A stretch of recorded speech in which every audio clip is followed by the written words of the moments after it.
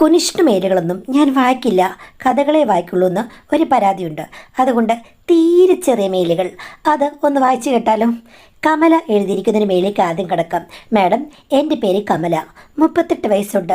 എൻ്റെയും ഭർത്താവിൻ്റെയും വിവാഹം കഴിഞ്ഞിട്ട് ഒത്തിരി വർഷമായി. പക്ഷേ ഇപ്പോൾ 2-3 വർഷമായി ഭർത്താവ് വളരെ തണുപ്പൻ മട്ടിലാണ് എന്നോട് പെരുമാറുന്നത്. പുറത്തൊക്കെ വെച്ച് നല്ല സ്നേഹമാണ്, പക്ഷേ റൂമിൽ വന്നു കഴിയുമ്പോഴേക്കും ഉറക്കമാണ്, അടുത്ത് ചെന്ന് കഴിഞ്ഞാൽ ക്ഷീണമാണ്, പോയി മാറിക്കിടന്നുറങ്ങൂ എന്നൊക്കെ പറഞ്ഞ് എൻ്റെ മനസ്സിനെ തളർത്തുകയാണ്.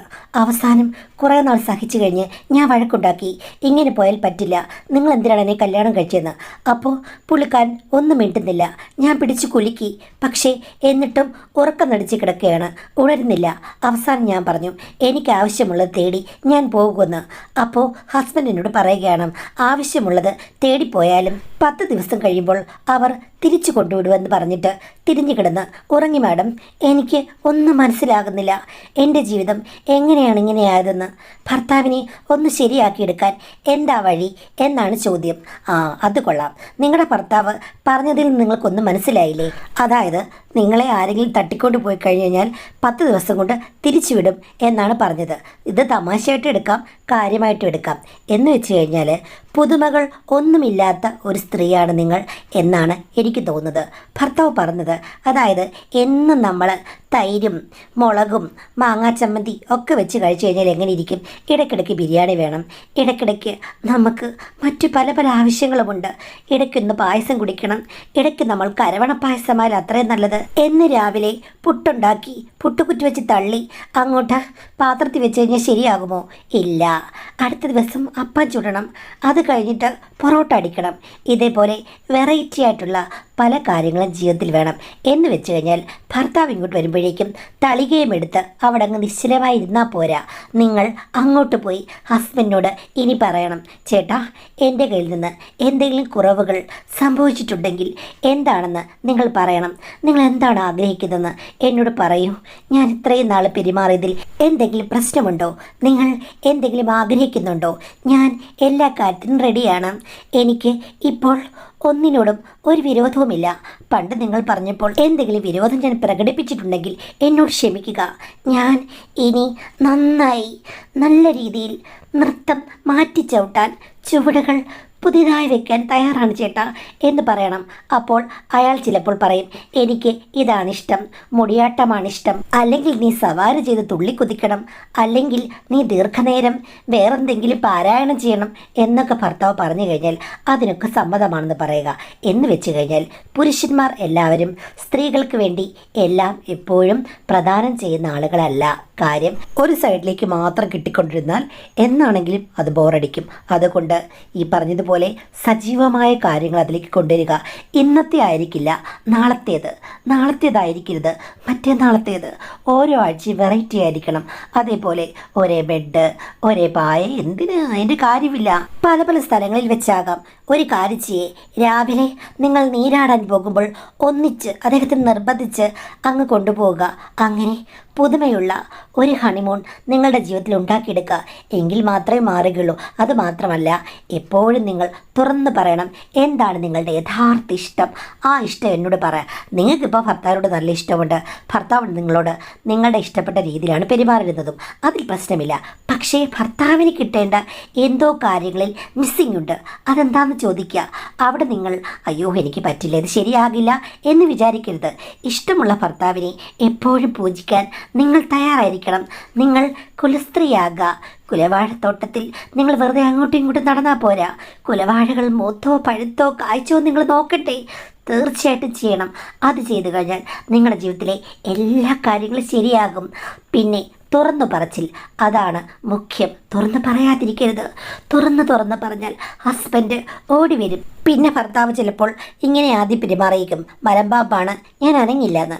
പക്ഷേ ഏത് മലമ്പാമ്പിനെയും ഒന്ന് അനക്കാനുള്ള വിദ്യ സ്ത്രീകൾക്ക് അല്ലെങ്കിൽ എല്ലാവർക്കും അറിഞ്ഞിരിക്കണം. അപ്പോൾ അങ്ങോട്ട് ചെല്ലുക.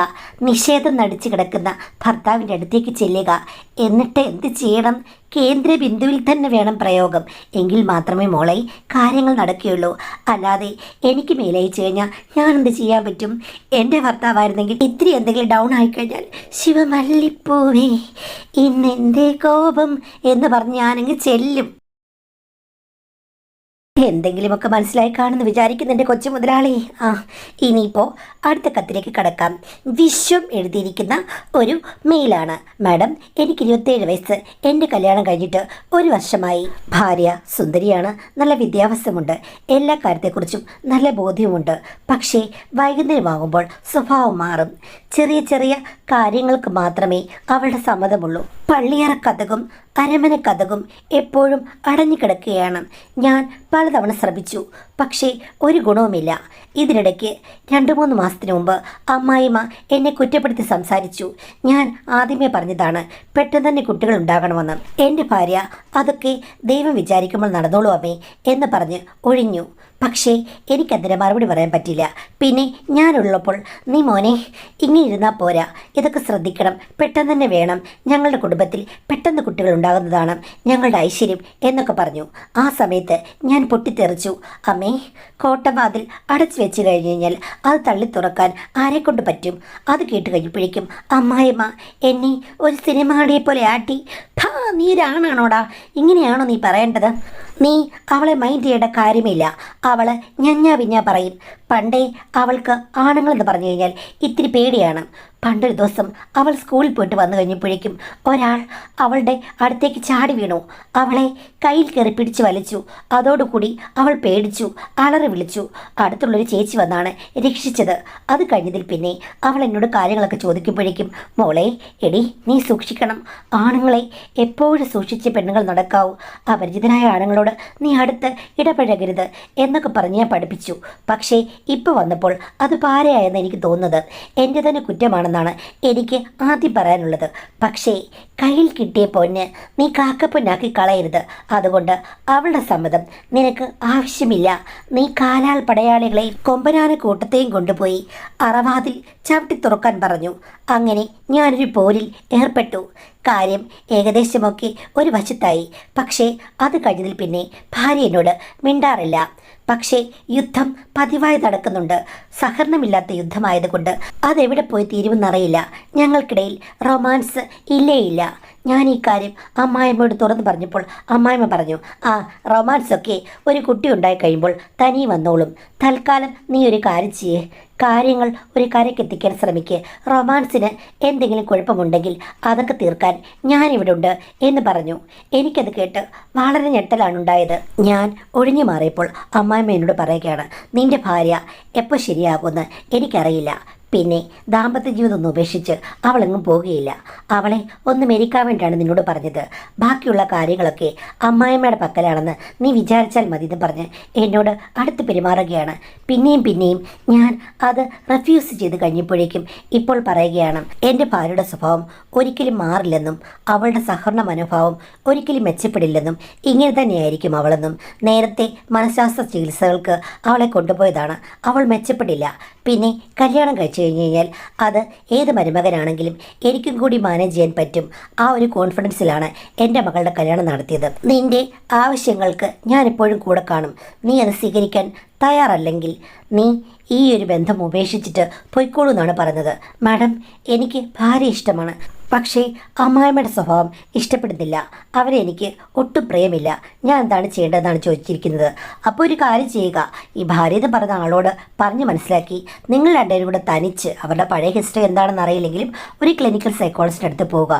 എന്നിട്ട് ദാമ്പത്യത്തിലുണ്ടായ പ്രശ്നങ്ങളൊക്കെ ഡിസ്കസ് ചെയ്ത് അവർക്ക് എന്തെങ്കിലും മാറ്റം ഉണ്ടാകുമോ എന്ന് ഒരു സൈക്കോതെറാപ്പിയൊക്കെ ചെയ്ത് നോക്കുക.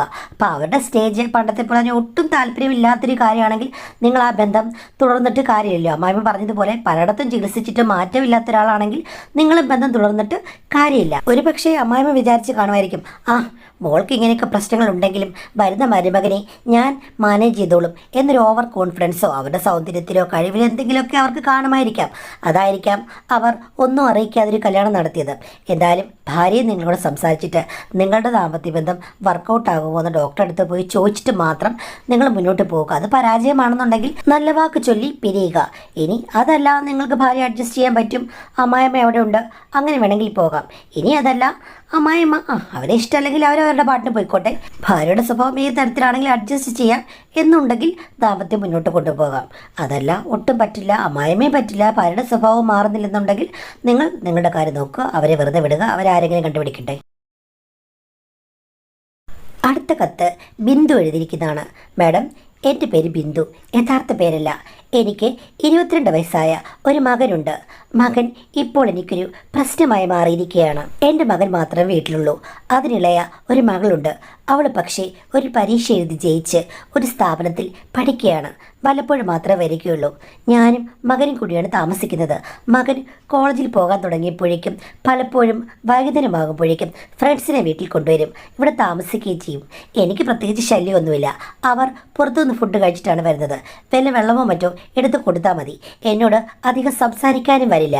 പക്ഷേ കുറച്ചുനാൾ മുമ്പ് അവൻ്റെ ഒരു ഫ്രണ്ട് രാത്രി ഞാൻ ഉറങ്ങാൻ നേരത്ത് എൻ്റെ ബെഡ്റൂമിൻ്റെ സൈഡിൽ വന്നു. ഞാൻ ചോദിച്ചു, എന്താ മോനെന്ന്. ആൻറ്റിക്ക് എന്തെങ്കിലും ആവശ്യമുണ്ടോ?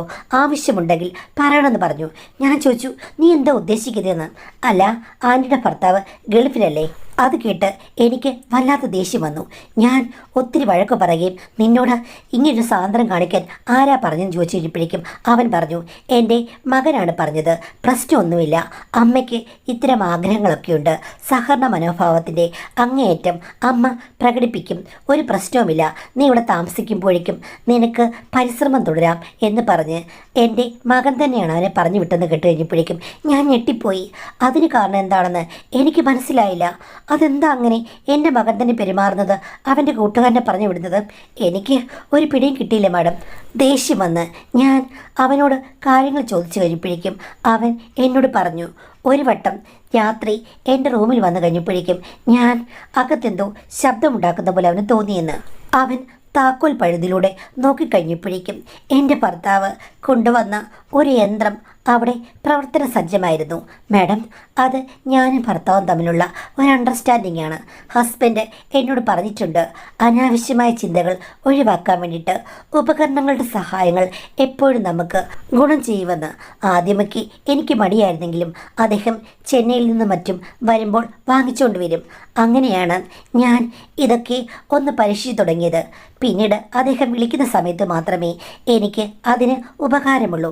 അദ്ദേഹത്തിൻ്റെ ഒരു സപ്പോർട്ടും യന്ത്രത്തിൻ്റെ ഒരു പരിണത ഫലമായിട്ട് കാര്യങ്ങൾ ഒരു പ്രശ്നവുമില്ലാതെ മുന്നോട്ട് പോകുന്നുണ്ട്. ഭർത്താവിന് സമാധാനമുണ്ട്. അദ്ദേഹത്തിന് ലേശം സംശയമുണ്ട്, പൊസസീവ്നെസ് കൊണ്ടാണ്. എന്തായാലും അത്തരം 3-4 എൻ്റെ ശേഖരത്തിലുണ്ട്. എല്ലാം ഭർത്താവിൻ്റെ അനുവാദത്തോടുകൂടി അദ്ദേഹം തന്നെ നാട്ടിൽ വരുമ്പോൾ ചെന്നൈയിൽ പോയി വാങ്ങിച്ചുകൊണ്ട് വരുന്നതാണ് മാഡം.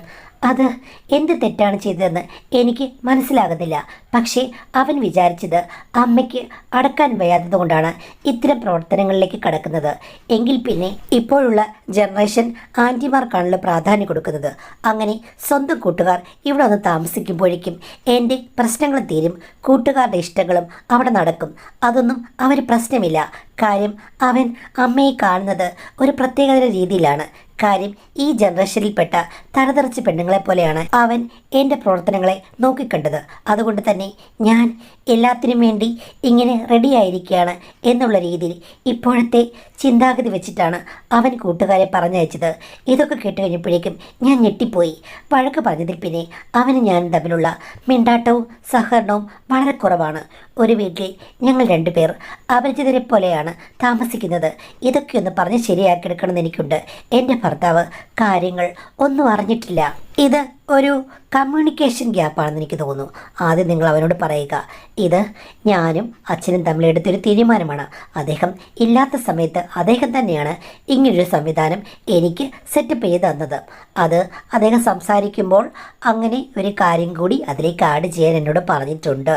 അതാണ് എൻ്റെ ഭർത്താവിനെ സന്തോഷിപ്പിക്കുക, ഭർത്താവിന് വിശ്വസ്തയായിരിക്കുക, ഭാര്യയും ഭർത്താവും അവരുടെ ഏത് കാര്യത്തിലും ഒരു അണ്ടർസ്റ്റാൻഡിങ്ങും അഡ്ജസ്റ്റ്മെൻറ്റും കൊണ്ടുവന്ന് അവരുടെ ജീവിതം സുഖകരവും സന്തോഷമായി കൊണ്ടുപോകുക. അതാണ് ഭാര്യയുടെയും ഭർത്താവിൻ്റെ ധർമ്മം. അതിൽ മക്കൾ ഇടപെടേണ്ട കാര്യമില്ല. പിന്നെ അമ്മ വഴിതെറ്റി നടക്കുന്നതിൻ്റെ ഒരു ലക്ഷണവുമല്ല, വഴിതെറ്റി പോകാനുള്ള ആഗ്രഹവുമല്ലത്. ഒരുപക്ഷെ അച്ഛന് അങ്ങനെ എന്തെങ്കിലും കാണുമായിരിക്കും. അച്ഛൻ എന്തെങ്കിലും സംവിധാനം ഒരുക്കിയതാണ്. അല്ലാതെ അമ്മയുടെ ക്യാരക്ടർ ഈ ഒരു സ്വഭാവം വെച്ച് അളക്കാൻ പറ്റില്ല. നീ നിൻ്റെ ഭാര്യയും കൂടെ കല്യാണം കഴിച്ചു കഴിഞ്ഞ് കഴിഞ്ഞാൽ നിങ്ങൾ നൂറായിരം അഡ്ജസ്റ്റ്മെൻറ്റുകൾ കാണും. അതിൽ നീ വേവലാതിപ്പെടേണ്ട കാര്യമില്ല. യന്ത്രങ്ങൾക്ക് പകരം യഥാർത്ഥ കാര്യങ്ങൾ സപ്ലൈ ചെയ്യേണ്ട ബാധ്യത നിനക്കില്ല. ഇനി അങ്ങനെ എന്തെങ്കിലും ബന്ധങ്ങൾ ആവശ്യത്തിൽ ഉണ്ടായി കഴിഞ്ഞ് കഴിഞ്ഞാൽ അച്ഛൻ അറിഞ്ഞു കഴിഞ്ഞാൽ നമ്മുടെ കുടുംബം തന്നെയായിരിക്കും തകരുക. അപ്പോൾ അമ്മ ഉദ്ദേശിക്കുന്നത് പുറത്തു നിന്നുള്ള ആളെ ഒന്നുമല്ല, അച്ഛനും ഞാനും തമ്മിലുള്ള ഒരു അഡ്ജസ്റ്റ്മെൻറ്റ് മാത്രമാണ്. അതുകൊണ്ട് നീ ഈ പിണക്കൊക്കെ ഉപേക്ഷിച്ച് നമുക്ക് നന്നായിട്ട് പോകാമെന്ന് പറയുക. ഇപ്പോഴത്തെ പിള്ളേർക്ക് പല പല ഫാൻറ്റസികളുള്ളവരാണ്. അവർ തെറ്റിദ്ധരിച്ചില്ലെങ്കിലേ അത്ഭുതമുള്ളൂ. എന്തായാലും കൂടുതൽ കോൺവെർസേഷൻസ് നടത്തി ആ തെറ്റിദ്ധാരണ മാറ്റുക. രണ്ട് വ്യക്തികൾ തമ്മിൽ എല്ലാ വശവും തുറന്ന് സംസാരിച്ചെങ്കിൽ മാത്രമേ കാര്യങ്ങൾ തെളിവായി കിട്ടുകയുള്ളൂ. അടുത്തത് അരുണ എഴുതിയിരിക്കുന്ന ഒരു മെയിലാണ്. മാഡം, എൻ്റെ പേര് അരുണ, 26 വയസ്സ്, വിവാഹിതയല്ല. ഞാൻ ഒരു ലേഡീസ് ഹോസ്റ്റലിൽ നിന്നാണ് ജോലി ചെയ്യുന്നത്. പ്രൈവറ്റ് മേഖലയിലാണ് എൻ്റെ ജോലി. 4 പെണ്ണുങ്ങളാണ് ഒരു റൂമിലുള്ളത്. നല്ല സ്പേസ് ഉള്ള റൂമാണ്. 4 പേർക്കും ഓരോ കട്ടിലുണ്ട്, ഒരു ബാത്റൂമും ഉണ്ട്. ഞാൻ ചെന്ന് 2-3 വർഷങ്ങളില്ലേ മാഡം, അവിടെ ശാന്തതയും സമാധാനം ഉണ്ടായിരുന്നു. കല്യാണം കഴിച്ച സ്ത്രീകളായിരുന്നു എൻ്റെ കൂടെ ഉള്ളത്. ഒരു പ്രശ്നവുമില്ല. പതുക്കെ അവരെല്ലാം പോയി. കഴിഞ്ഞ ഒരു വർഷത്തിനിടയ്ക്ക് ബാച്ചിലറായിട്ടുള്ള എന്നെപ്പോലെയുള്ള 3 പെണ്ണുങ്ങൾ ആ ബെഡിൽ സ്ഥാനം പിടിച്ചു. അവരുമായി ഞാൻ കൂട്ടൊക്കെയാണ്. പക്ഷേ രാത്രിയായി കഴിയുമ്പോഴേക്കും അവരുടെ സ്വഭാവം മാറും. പരസ്പരം അങ്ങോട്ടും ഇങ്ങോട്ടും അവിടെ പല പല കലാപരിപാടികളുമാണ്. ഞാൻ ആദ്യമൊന്നും ഇത് ശ്രദ്ധിച്ചില്ല. പക്ഷേ ഉറക്കത്തിനിടയ്ക്ക് അപശബ്ദങ്ങൾ കേട്ട് നോക്കിക്കഴിഞ്ഞപ്പോഴേക്കും 3 ബെഡിലുമുള്ള സ്ത്രീകൾ ഒന്നിച്ചാണ്. ഇവർ 3 പേരും 3 സ്ഥലത്തു നിന്ന് വന്നവരാണ്. നേരത്തെ പരസ്പരം പരിചയമൊന്നുമില്ല താനും. പിന്നെ എങ്ങനെയാണ് ഒന്നുകൂടി തിരുവാതിര കളിക്കുന്നതെന്ന് എനിക്ക് മനസ്സിലായില്ല. വന്നു കഴിഞ്ഞപ്പോൾ എല്ലാവരും അങ്ങോട്ടും ഇങ്ങോട്ടും ഒരേപോലെയുള്ള സംഭാഷണം മാത്രമേ ഉണ്ടായിരുന്നുള്ളൂ. ഇവരെങ്ങനെയാണ് 3 പേരും കൂടി ഒന്നു ചേർന്നതെന്ന് എനിക്ക് പിടികിട്ടിയില്ല. ഒരു ദിവസം എഴുന്നേറ്റ് ഞാൻ ലൈറ്റ് ഇട്ട് കഴിഞ്ഞപ്പോഴേക്കും അവർ പിടിക്കപ്പെട്ടു. അപ്പോൾ ഞാൻ ചോദിച്ചു ഇതെന്താണെന്ന്. അപ്പോൾ അവർ പറയുന്നത് അവർക്ക് ആണുങ്ങളെക്കാൾ വിശ്വാസം ഇങ്ങനെയുള്ള ബന്ധത്തിലാണ്. ഇതാവുമ്പോൾ സേഫാണ്, വേറെ പ്രശ്നങ്ങളൊന്നുമില്ല എന്ന് പറഞ്ഞ് അവർ 3 പേരും അങ്ങോട്ടും ഇങ്ങോട്ടും പ്രണയിനികളെപ്പോലെ നടക്കുകയാണ് മാഡം. ഇതൊക്കെ കണ്ടു കഴിയുമ്പോഴേക്കും എനിക്ക് ചില സമയത്ത് ദേഷ്യം വരും. കാരണം ആ ബന്ധങ്ങളൊക്കെ എനിക്ക് അക്സെപ്റ്റ് ചെയ്യാൻ പ്രയാസമൊന്നുമില്ല. എങ്കിലും അങ്ങോട്ടും ഇങ്ങോട്ടും ആണുങ്ങളും പെണ്ണുങ്ങളും പ്രണയിക്കുന്ന പോലെ തന്നെ അടിയും വഴക്കും കലഹവും ഒക്കെയാണ്. ചില ദിവസങ്ങളിൽ മദ്യപിച്ചിട്ട് വന്ന് രാത്രി അങ്ങോട്ടും ഇങ്ങോട്ടും അടിയും പ്രശ്നങ്ങളും ഒക്കെ ഉണ്ടാക്കും മാഡം. ഇവരുടെ ശല്യം താങ്ങാതെ വേറെ എവിടേക്കെങ്കിലും മാറാമെന്ന് ഞാൻ വിചാരിച്ചു. പക്ഷേ എനിക്ക് ഇവിടെ ഒത്തിരി ഇഷ്ടമാണ്, കംഫർട്ടബിളായിട്ടുള്ള സ്ഥലമാണ്. അവരോട് മാറാൻ പറഞ്ഞപ്പോൾ അവർ ചിരിക്കുകയാണ്. എന്തായാലും ഇങ്ങനെയൊക്കെ പോയിക്കൊണ്ടിരിക്കുകയായിരുന്നു. പക്ഷേ ഒരു ദിവസം രാത്രി ഞാൻ ഉറങ്ങിക്കിടക്കുകയായിരുന്നു. ആ സമയത്ത് അവർ അതിക്രമണ വലയം ഭേദിച്ച് എനിക്ക് വേണ്ടി എന്തൊക്കെയോ ചില കാകളി നൃത്തങ്ങൾ അവിടെ അരങ്ങേറി. എനിക്ക് ഒന്നും മനസ്സിലായില്ല. ഉറക്കത്തിലാണല്ലോ. ഉറക്കത്തിലെ ഏതോ സ്വപ്നത്തിൽ ഏതോ പൊയ്കയിലേക്ക് പൊന്നാമ്പൽ ഇറങ്ങിപ്പോകുന്ന പോലെ എനിക്ക് തോന്നി. എന്താണെന്ന് മനസ്സിലായില്ല.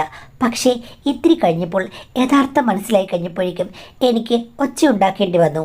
പക്ഷേ അവർ അവസാനം പറഞ്ഞത് കുറേ നേരമായിട്ട് അവരുടെ ചെയ്തികളെല്ലാം ഞാൻ ഉറക്കത്തിൽ സ്വപ്നത്തിലെന്ന പോലെ ഇഷ്ടപ്പെട്ട് അവരുടെ കൂടെ ചേർന്നിരിക്കുകയായിരുന്നു. അതുകൊണ്ട് ഞാനും അവരുടെ ഗ്രൂപ്പിൽപ്പെട്ട ആൾ തന്നെയാണ്. എനിക്കും ഇഷ്ടക്കേടൊന്നുമില്ല, വെറുതെ ഭാവിക്കുന്നതാണെന്ന് പറഞ്ഞു. അത് കേട്ടുകൊണ്ട് ഞാൻ അവരെ വെല്ലുവിളിച്ചു. ശരി, ഉറക്കത്തിൽ ഞാൻ മയങ്ങിപ്പോയതായിരിക്കാം, ആലസ്യം. പക്ഷേ യഥാർത്ഥത്തിൽ ഞാൻ ഉണർന്നിരിക്കുമ്പോൾ അന്ന് ഉള്ളതുപോലെ ഇന്നും പ്രവർത്തിക്കൂ. എനിക്കെന്തെങ്കിലും മാറ്റമുണ്ടാകുന്നു ഞാൻ നോക്കട്ടെ എന്ന് പറഞ്ഞു. അതിൽ ഏറ്റവും ആക്റ്റീവായ ആതിരയാണ് എൻ്റെ അടുത്തേക്ക് വന്നത്. അവൾ വന്നിട്ട് എന്നോട് പറഞ്ഞു അവളുടെ ഒരു പ്രവൃത്തിയും ഞാൻ തടസ്സപ്പെടുത്തരുത്. 10 മിനിറ്റാണ് എനിക്ക് തരുന്ന സമയം. ഞാൻ പറഞ്ഞു ഓക്കേ എന്ന്. പക്ഷേ ആ 10 മിനിറ്റ് കൊണ്ട് എൻ്റെ അഭിപ്രായങ്ങളെല്ലാം മാറ്റിമറിക്കുകയായിരുന്നു. അവൾ എന്നോട് 10 മിനിറ്റിന് ശേഷം എങ്ങനെയുണ്ട് എന്ന് ചോദിച്ചപ്പോൾ നിന്റെ നാവ് പൊന്നായി പോകട്ടെ എന്നവളെ പ്രകീർത്തിക്കേണ്ടി വന്നു മാഡം. അങ്ങനെ ഞാനിപ്പോൾ അവർ 3 പേരുടെയും വലയത്തിൽ പെട്ടിരിക്കുകയാണ്. ഭ്രമണപഥത്തിൽ ഭൂമി കറങ്ങുന്ന പോലെ പെട്ടുപെട്ടു പോയി മാഡം. എനിക്കിപ്പോൾ പേടിയാണ്. ജീവിതത്തിലെ പ്രാരാബ്ധം കൊണ്ട് എൻ്റെ വിവാഹം 1-2 വർഷത്തേക്ക് നടക്കില്ല. അത് കഴിയുമ്പോഴേക്കും എനിക്കറിയില്ല പുരുഷന്മാരെ ഇഷ്ടപ്പെടാത്തൊരു സ്ത്രീയായി ഞാൻ മാറുമോ, എനിക്ക് ഒരു ദാമ്പത്യ ജീവിതം അന്യമാകുമോ മാഡം. നിങ്ങളിപ്പോൾ യഥാർത്ഥത്തിൽ ഒരു ഫാമിലി ലൈഫ് ആഗ്രഹിക്കുന്നൊരു സ്ത്രീയാണെങ്കിൽ മറ്റൊരാൾ വന്നിട്ട് പെട്ടെന്ന് നിങ്ങളെ മാറ്റിമറിക്കാൻ പറ്റില്ല. പക്ഷേ പ്രവൃത്തികൾ അതിലൊക്കെ നമുക്ക് വളരെയധികം ഇഷ്ടം തോന്നിക്കഴിഞ്ഞാലല്ലേ ആ പ്രവർത്തനങ്ങളെ നമ്മൾ ഒത്തിരി ഇഷ്ടപ്പെടും. പിന്നെയും ആ കാര്യങ്ങളിലേക്ക് ചെല്ലണമെന്ന് ആഗ്രഹിക്കും. ചിലപ്പോൾ അതിൽ കുടുങ്ങിയും പോയേക്കാം. പക്ഷേ യഥാർത്ഥത്തിൽ നമുക്ക് അങ്ങനെ ഫ്രണ്ട് ഉണ്ട് അല്ലെ ഫ്രണ്ട്സ് ഉണ്ടെന്ന് വെച്ചിട്ട് അവർ നമുക്ക് ചിലവിന് തരുമോ, നമുക്കത് വെച്ചൊരു ഫാമിലി ഉണ്ടാക്കാൻ പറ്റുമോ? ഒന്നും പറ്റില്ല. യഥാർത്ഥത്തിലുള്ള പ്രണയമൊന്നുമില്ല. 3-4 പേര് കൂടി കഴിയുമ്പോഴേക്കും അവിടെ എന്താ പ്രണയം? ഒന്നുമില്ല. ഇപ്പോൾ ഒരു സ്ത്രീക്ക് തോന്നുകയാണ്, വേറൊരു സ്ത്രീയെ കാണുമ്പോൾ അവരാണ് എനിക്ക് പറ്റിയൊരാൾ, അവരുടെ കൂടെ ജീവിതകാലം മുഴുവനും ജീവിക്കണം, പ്രേമം തോന്നുകയാണ്. അങ്ങനെയൊക്കെയാണെങ്കിൽ ചിലപ്പോൾ സ്വാഭാവികമായിട്ടും അവർ അങ്ങനെ ഒരു സവിശേഷതയുള്ള ആളായിരിക്കാം. പക്ഷെ അതല്ലാതെ ഇതേപോലെയൊക്കെയുള്ള ആക്ഷൻ ഓറിയൻറ്റഡ് ആയിട്ടുള്ള കാര്യങ്ങളിലേക്ക് പോയി കഴിഞ്ഞാൽ ആക്ഷൻസിനെ ഇഷ്ടപ്പെടുക എന്നുള്ളതല്ലാതെ ഇപ്പം ലോകത്തുള്ള മുഴുവൻ ആണുങ്ങളെയും വെറുക്കേണ്ട സ്ഥിതിയിലേക്ക് വരികയില്ല. കാര്യം നമ്മുടെ മനസ്സിൽ നമ്മൾ അതുപോലെ പാകപ്പെടുത്തി എടുക്കണം. ഇതിപ്പോൾ ആ സ്വഭാവമുള്ള 3-4 പേരുടെ കൂടെ നമ്മൾ ജീവിക്കുമ്പോഴേക്കും നമുക്ക് വരുന്ന കുറേ മാറ്റങ്ങളാണ്. അതല്ലാതെ അവർ നമ്മളെ ജീവിതത്തിലേക്ക് എവിടെയെങ്കിലും കൊണ്ടുപോയി നയിക്കാനോ നമ്മളെ മാറ്റിയെടുക്കാനോ ഒന്നുമല്ല. എനിക്ക് തോന്നുന്നത് ഒരു ഭൂരിപക്ഷം ആണുങ്ങളും പെണ്ണുങ്ങളും എല്ലാം ഇപ്പം ഒന്നിച്ച് താമസിക്കുമ്പോൾ ഈ പഠിക്കുന്ന സമയത്തോ ജോലി ചെയ്യുന്ന സമയത്തോ വിവാഹത്തിന് മുമ്പോ വിവാഹം കഴിഞ്ഞോ ഒക്കെ ഇത്തരം സിറ്റുവേഷൻസിലൂടെ കടന്നു പോകും. പക്ഷേ അത് പ്രേമമായും സ്നേഹമായിട്ടും അതിൽ മാത്രം സ്റ്റിക്ക് ഓൺ ചെയ്യുന്ന രീതിയിലേക്ക് നമ്മുടെ മനസ്സ് നമ്മൾ മാറ്റരുത്. കാര്യം അങ്ങനെ മാറ്റാൻ പറ്റില്ല സാധാരണ. പക്ഷെ എന്ന് വെച്ചിട്ട് നമുക്ക് ഒത്തിരി അമിതമായ ആസക്തി എന്തെങ്കിലും കാര്യത്തിലൂടെ ഉണ്ടായിക്കഴിഞ്ഞ് കഴിഞ്ഞാൽ അതിന് പിന്നാലെ പോയി കഴിഞ്ഞാൽ ദാമ്പത്യ ജീവിതത്തിലും പ്രശ്നങ്ങളുണ്ടാകും. പക്ഷെ നിങ്ങൾ തിരിച്ചറിയുക, ഇതെല്ലാം നിങ്ങളുടെ വഴി. നിങ്ങൾക്ക് വിവാഹം കഴിക്കേണ്ട ഒരു സ്ത്രീയാണ്. അതുകൊണ്ട് ഇത്തരം കാര്യങ്ങളിൽ നിന്ന് ഒഴിവായി നിൽക്കുന്നതാണ് നല്ലത്. ഇപ്പോൾ ഒരു ഹോസ്റ്റൽ റൂം ഭയങ്കര ഇഷ്ടമാണെന്ന് വെച്ചിട്ട് അവിടെ തന്നെ സ്റ്റിക്ക് ഓൺ ചെയ്യേണ്ട കാര്യമില്ലല്ലോ. വേറെടുത്ത് പോയി താമസിച്ചെല്ലാം അറിയുകയുള്ളൂ അത് കൊള്ളാമോ കൊള്ളില്ലയോ എന്ന്. അപ്പോൾ അവിടുന്ന് വേണമെങ്കിൽ ആ സിറ്റുവേഷനിൽ നിന്ന് മാറി താമസിക്കാം. അല്ലെങ്കിൽ അവരോട് പറയുക, ഓക്കെ ആയിക്കോട്ടെ, ഇപ്പോൾ ഇത്രയും മതി, എനിക്ക് ഈ കാര്യത്തിലേക്ക് കൂടിച്ചേരാൻ ഒട്ടും ആഗ്രഹമില്ല, നിങ്ങളുടെ ജീവിതം പോയിക്കോട്ടെ, അങ്ങനെ തന്നെ ഞാനിത് സപ്പോർട്ട് ചെയ്യുന്നു, പക്ഷേ എൻ്റെ അടുത്തേക്ക് വരണ്ട എന്നുള്ള രീതിയിൽ തന്നെ അതിനൊരു സമവായം ഉണ്ടാക്കിയെടുക്കാം.